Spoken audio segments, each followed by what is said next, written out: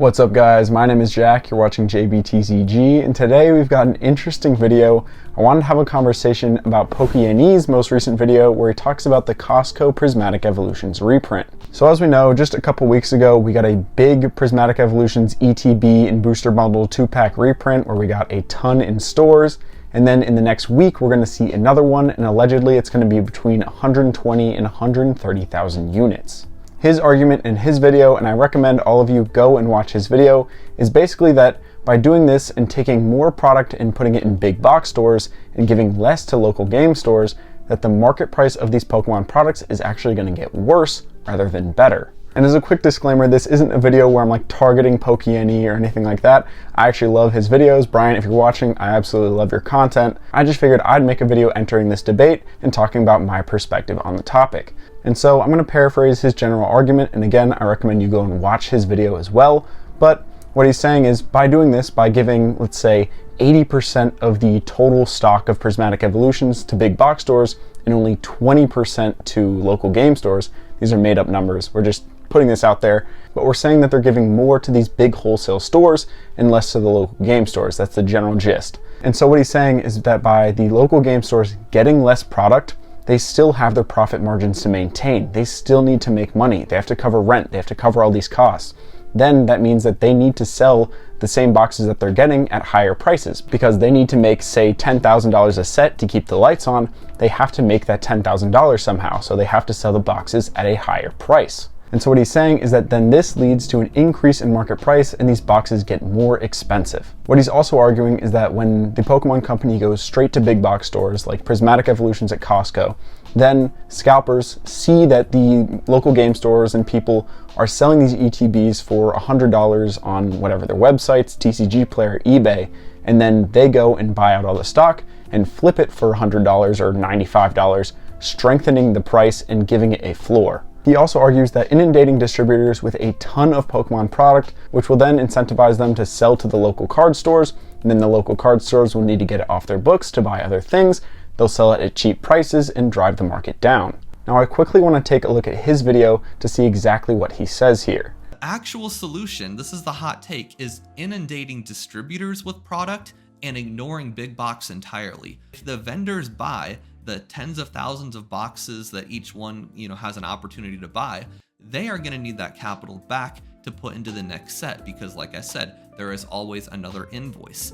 And at that point, we are going to flood the market at probably $100 or less because we panicked, because we bought way too many, and then the consumer will get to buy them at a cheap price online. See, he says that all the scalpers would be gone if they sell all this product to distribution because the local card stores would need to get it off their books, and then they'd see the prices be lower than MSRP allegedly, and then no one would even really want to buy them at MSRP and they'd be able to sit on shelves. However, I think this argument is flawed because think about what if all of these products sell? What if they all get sold at $100 a box? Say every local card store, they sell their whatever, however many boxes each, they all sell them for $100 flat.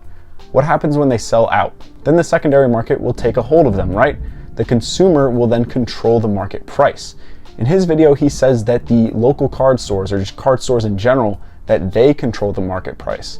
But what I think is actually happening is that we're seeing a shift from stores like his or other local card stores or even like whatnot sellers. We're seeing a shift away from them controlling market price to the Pokemon company basically circumventing them, getting it straight to consumers and allowing the consumer to control market price instead. Now I have two more issues with Brian's argument here. So the first one is going to be that distribution companies would sell them to these local card stores for an affordable price to where they can resell them for below MSRP and make good money.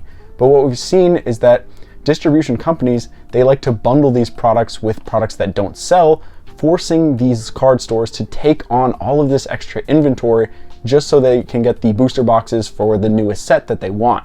On top of this, we've also seen these distribution companies up their prices after a set's release. So they're not selling Prismatic Evolution ETBs at $30 a piece to the local card store anymore. They're selling them for close to $80, $90 an ETB to the local card stores. That means that these local card stores, if they control the market like he says, they're buying them at $85. They can't sell them for below $85. Even if they get a ton of these ETBs from distribution and they're buying each of them for $85, they're still gonna sell them for $90 or $100. These distribution companies are the big issue here. Now, my other point and reason why I disagree with his argument, and he kind of addresses this at the end, is that the Pokemon Company cannot make enough boxes. That is why they're doing this, most likely. Obviously, this is all speculation. I don't know the Pokemon Company's inner workings, but the reason they're doing this is because they don't have enough products to sell them all to distribution, or just flood distribution to where people have to sell these booster boxes for $100 a piece. Clearly, if they did, there'd be much larger restocks and much larger reprints of all of these products, and we'd see them flood basically everywhere. But we aren't, because demand of the general market is outweighing supply, and that's why these prices are so high. It's not because these local card stores control the market value and that these distribution companies control the market value. The general public, the general demand of the public, that is what controls the market value. That's why we're seeing Lost Origin booster boxes at $700. It's not because card stores are controlling the market value of these products. It's because the general market wants this product and they're willing to pay $700 for it. Prismatic ETBs are $100 because people are willing to pay $100 for it, because it's the equilibrium between the supply of them and what the local game stores have and what the general public is willing to pay. And the reason the Pokemon Company is going more to MSRP or selling at Costco, where they're doing like the Surging Sparks bundle where you get an ETB and a booster bundle for $55, is because it goes straight to consumer. The consumers are able to get the product for a reasonable price, and this will generally drive down the market price of these products because the end consumer is able to get them for cheaper prices. Now, obviously, scalping is an issue where the end consumer isn't able to get these products because scalpers buy out an entire store and then list them for that higher value. But a lot of these stores have put limits on these products per person. That way people actually have the opportunity to get them for MSRP. Finally, he brings up some products that have been restocked at these big box stores like the Blooming Waters collection, the Sea and Sky collection, and saying how they haven't decreased in price even though they've been getting tons of restocks. So I wanted to actually take a look at some of these products. The first one we'll look at is Blooming Waters. This one we saw initially restocked, or initially stocked, I guess. I think it was back in February. So these were going for between $130 and $140 back in February. It's been, what, 6 months since then? Market price right now is $123. So they've gone down 5-6% in that time. But what's important is they've actually held the price of these down by doing these restocks. They've kept the price per pack of these products down to $10 per pack, which for $151 isn't too bad. It's a set that's already 2 years old at this point. Keeping it to $10 a pack is probably pretty good, and it gives people the opportunity to buy a ton of these packs and rip a lot of these packs. Now, he also brings up Sea and Sky collections. This, I don't really know why he brought this one up. The last time these got restocked was back in November, maybe early December. And back then, these were really cheap. You could get these for like 50 to 60 bucks.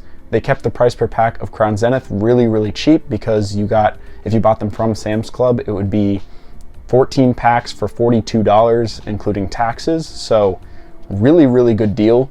Obviously, it's $3 a pack. So back then, they were really cheap, and you could buy them on the secondary market for really cheap. Then they stopped getting restocked and prices shot up. The only thing keeping the price of these down was the constant restocks in Sam's Club. Now, the next one he brings up is Prismatic Evolution's ETBs. And this, I think they've actually done a pretty good job of limiting the price growth. If we look at the 6-month graph on these, they were going for around $140 in February to early March. Right now, they're going for $100. So I'd say their restocks of these in Costco or wherever big box stores have actually done a pretty good job. They've dropped the price by 20% in the past 6 months. And this is the product that everyone in the Pokemon community wants. This is the big dog. This is the Prismatic Evolution's ETB.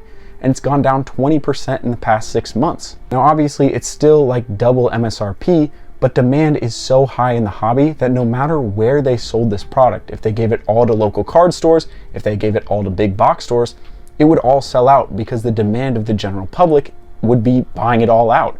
All of these ETBs would just sell out regardless, and then the only way to get them would be on the secondary market like eBay and TCG Player and private stores. Now, the last product I wanted to bring up, which he didn't go over in his video, was the Surging Sparks Elite Trainer Box. This is something we're actually seeing a big reprint coming to Costco, I think in the coming weeks. It's going to be a 2-pack with the booster bundle in the ETB, and it's going to be for $55, so below MSRP for both products. We saw back in February these ETBs were $83, and then they've just been moving up in price since then. They peaked in June being around $113, and then since then they've kind of tapered off down to around $108 by the end of July. Then the news of the big reprint for Costco kind of went viral, and they've tanked in price. Right now they're $95 a box. And I assume that once we get this actual big reprint and restock of these ETBs and booster bundles, we'll see this actually drop even further. I wouldn't be surprised if we see these at $80 to $85 a box on places like TCG Player. So in my opinion, their strategy is actually working. They're limiting the price of their products from going to the moon. Now, if we look at some other products like Destined Rivals, there's a huge issue here. Destined Rivals booster boxes have shot up well over $300.